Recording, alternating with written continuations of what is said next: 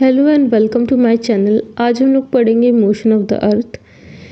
अर्थ कैसे रोटेट करती है, रोटेशन क्या होती है और रेवोल्यूशन क्या होती है, और कैसे सीजन्स चेंज होते हैं, कैसे डे और नाइट होता है। अगर बात कर ले हम लोग रोटेशन की, तो अर्थ अपने एक्सिस पे जो मूवमेंट करती है उसे हम लोग रोटेशन कहते हैं। वही सन के अराउंड अर्थ रिवॉल्व करती है, उसको हम लोग रेवोल्यूशन कहते हैं। हम लोग जान लेते हैं कि what causes day and night. तो दिन और रात होती कैसे है। सन के तरफ अर्थ रिवॉल्व करने के साथ साथ रोटेट भी करती है, तो रोटेशन की वजह से डे और नाइट होती हैं। अगर सन के सामने अर्थ जिस साइड को फेस करती है वहाँ पर डे होगा, और जिस साइड में वो अपोजिट साइड नाइट होगी। ये जो एक्सिस है वो एक इमेजिनरी लाइन है, 66.5 डिग्री पे एक्सिस होती है, जो कि इमेजिनरी लाइन है। हम लोग इसे समझने के लिए पढ़ते हैं, रियल अर्थ में ऐसी कोई लाइन नहीं होती। अब हम इसे डायग्राम के थ्रू समझ लेते हैं। तो जैसे कि सन की लाइट अर्थ पे पड़ रही है, तो जिस साइड पे सन की लाइट पड़ती है उस साइड को डे होगा, और जो उसकी अपोजिट साइड होगी उस तरफ नाइट होगी। अब डे और नाइट को दोनों को डिवाइड करती हुई एक लाइन को हम लोग सर्किल ऑफ इल्यूमिनेशन कहते हैं, जो कि डिवाइड करती है डे को और नाइट को। अर्थ थोड़ी सी टिल्टेड है, तो इसका एक्सिस और इसकी सर्किल ऑफ इल्यूमिनेशन दोनों एक दूसरे के ऊपर नहीं आती।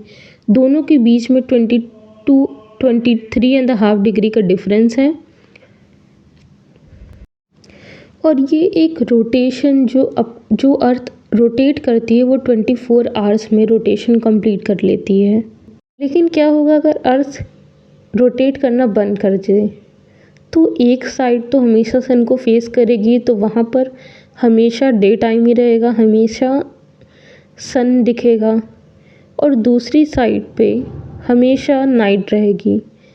इससे सिर्फ यही नहीं होगा, इसके साथ साथ अगर एक साइड हमेशा सन को फेस करेगी तो वहाँ का क्लाइमेट बहुत ज़्यादा हॉट हो जाएगा, बहुत गर्मी पड़ने लगेगी। वहीं उसकी अपोजिट साइड एकदम फ्रीजिंग कोल्ड हो जाएगी। तो इसलिए भी रोटेशन इंपॉर्टेंट है कि लाइफ को सस्टेनेबल बनाती है। नेक्स्ट हम लोग बात कर लेते हैं रेवोल्यूशन क्या होता है।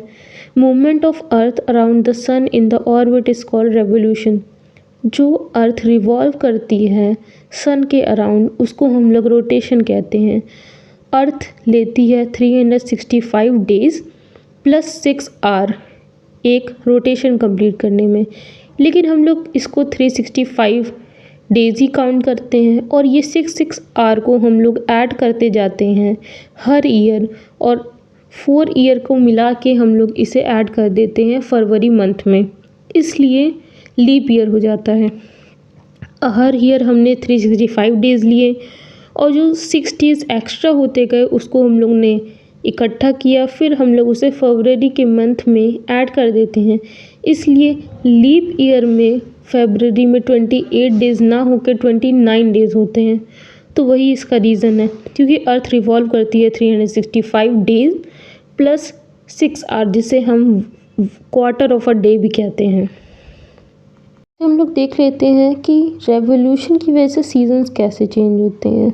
जो अर्थ है वो एक इलेप्टिकल ऑर्बिट में सन के अराउंड रिवॉल्व कर रही है। मतलब ये ऑर्बिट सर्कुलर नहीं है, इलिप्टिकल है। मतलब दो ऐसा समय होता है कि अर्थ जो है सन से बहुत ज़्यादा दूर रहती है, और जो ऐसा समय आता है कि सन बहुत ज़्यादा अर्थ से पास रहती है।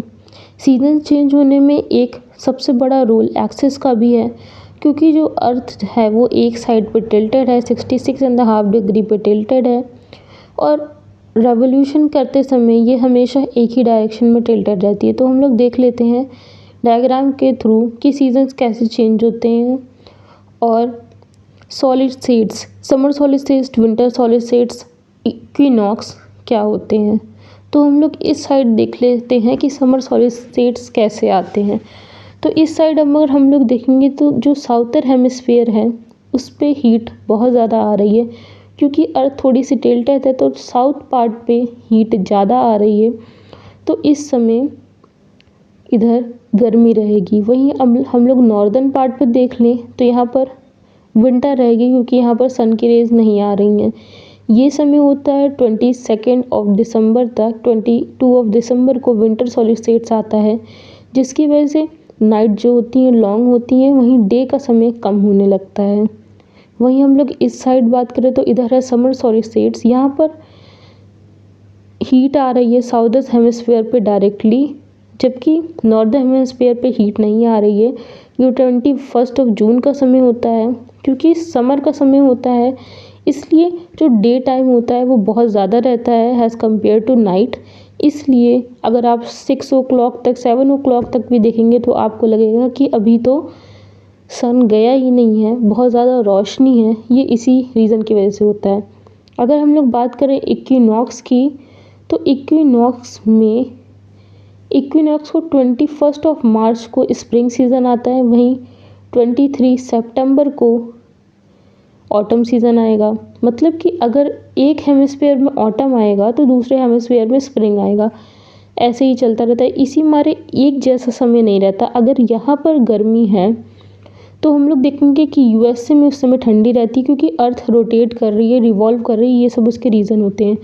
तो इस समय हम लोग देखेंगे कि साउथ पोल में 21 ऑफ द मार्च को 6 मंथ तक पूरी ठंडी रहेगी, और same vice versa north pole में रहेगा 23 ऑफ सितंबर को। तो ये रहा पूरा video chapter number 3 motion of the earth के ऊपर। मिलते हैं आपसे नेक्स्ट वीडियो में। Till then keep watching and don't forget to subscribe. See you in the next one.